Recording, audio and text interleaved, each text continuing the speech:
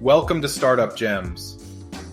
We find undiscovered startup growth hacks, stories, and case studies from every random nook and cranny of the internet.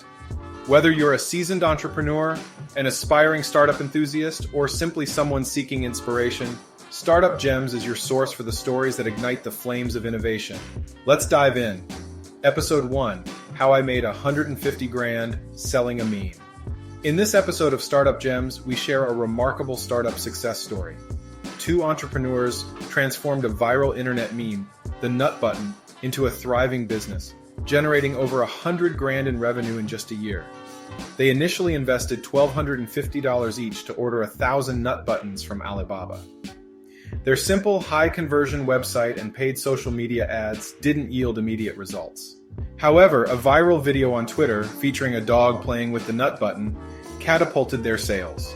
To handle logistics, they automated fulfillment through Amazon, expanded into European markets, and experimented with pricing. Their business continued to grow, and they even sent holiday bonuses to the Chinese factory workers who produced their nut buttons.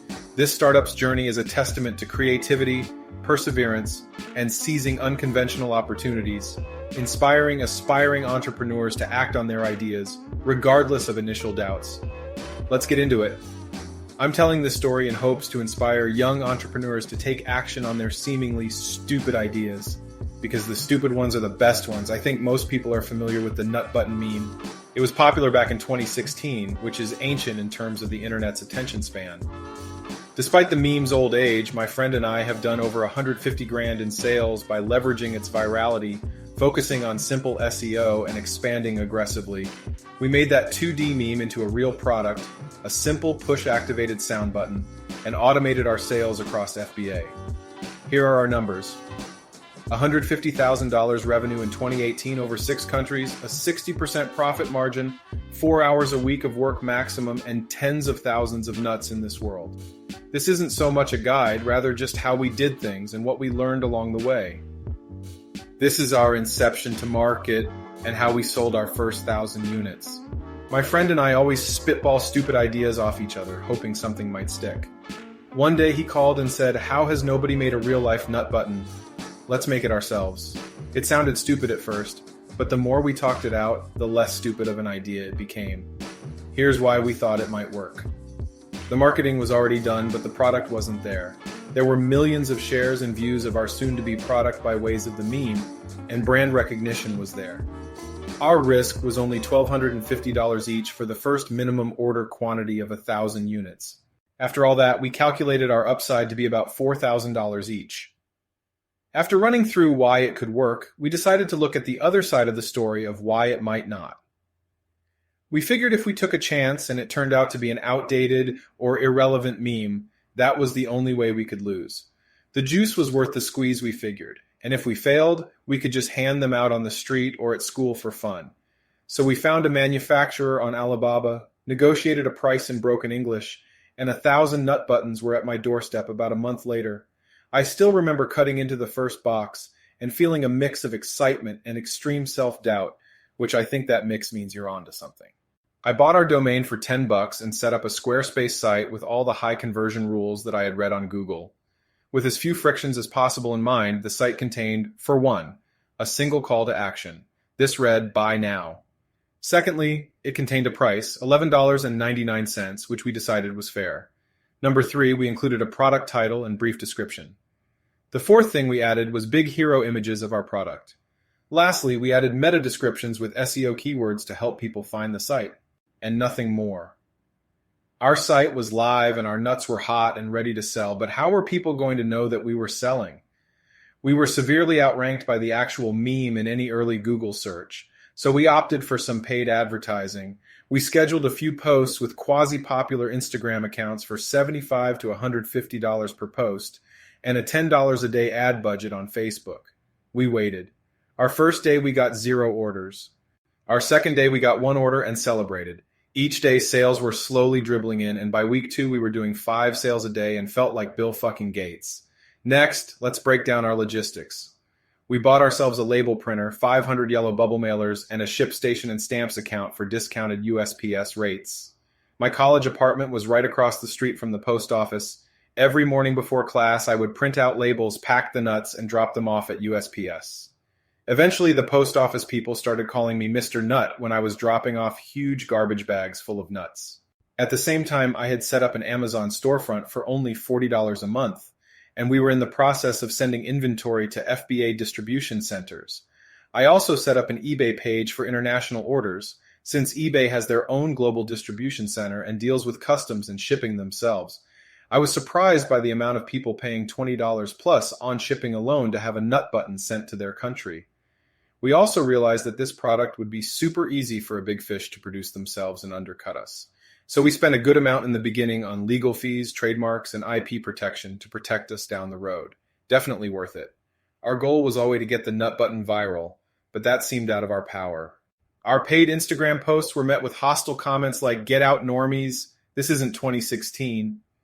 We were still getting around 5 orders a day, so we could take the heat. Sometime in November of 2017, a video of a Jack Russell Terrier playing with the nut button was posted.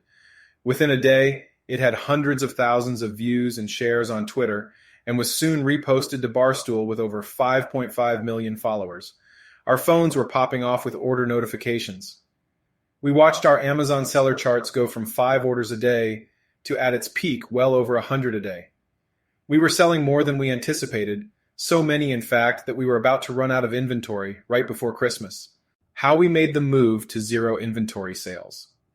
It would take 30 days to have new inventory rush produced in China and sent to us, but we were going to run out of inventory much sooner than that. We did not want to lose our momentum, especially during the holiday season. It was mid-November, and the manufacturer told us that we would have our new batch of 5,000 units, which we negotiated for a much cheaper price by December 11th, which would give us time to fulfill all Christmas orders. We were totally out of inventory by the end of November, so my partner and I agreed to continue taking seller-fulfilled orders on Amazon and our website, but we messaged each buyer explaining that we were back-ordered and we guaranteed that their nuts would come before Christmas with a free surprise gift. It was a nut sticker. Otherwise, they could get an immediate refund, no questions asked. Is it illegal to take orders without inventory? I have no idea. But surprisingly, very few orders were canceled. December 11th was around the corner, and we were devastated when tracking info started showing delays. We didn't even consider the possibility of not fulfilling hundreds of Christmas gift orders that we guaranteed. At the same time, I was still in college and finals were approaching, so I was stressed as fuck. Lesson learned, be as prepared for the best case scenario as you are for the worst case. I was taking a finance final exam when a truck dropped off our pallet of nuts, and my housemates accepted the 20 or so 40-kilogram boxes of nut buttons. There were over 1,000 orders that could finally be fulfilled. I hired 3 of my friends to help me with packing and compensated them $15 an hour, or offered to pay them in nut buttons. Yeah, they chose cash. We worked into the night printing labels and packing nut buttons. By midnight, my room had become a sea of yellow mailer packages. I had to trudge through them to get to my bed.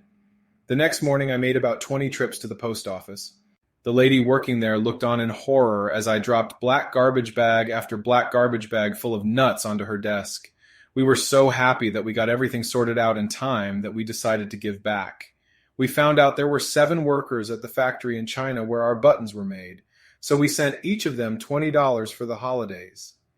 In return, they sent us great pictures of themselves and handwritten thank you notes. The minimum wage in the city where the factory is located is about $2.90 an hour, so I think that $20 means much more to them than it does us. It's been a little over a year since we started this.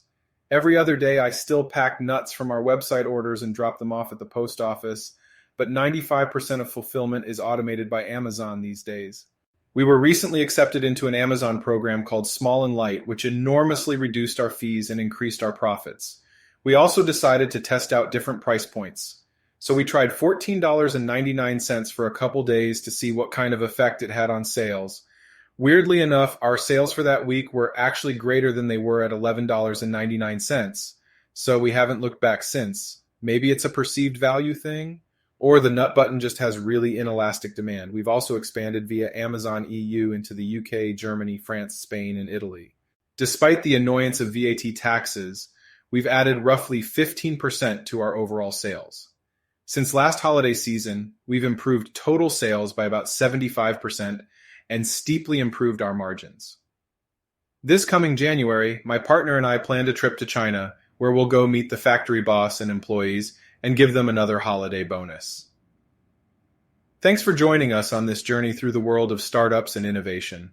We hope you've uncovered some valuable gems to fuel your entrepreneurial spirit.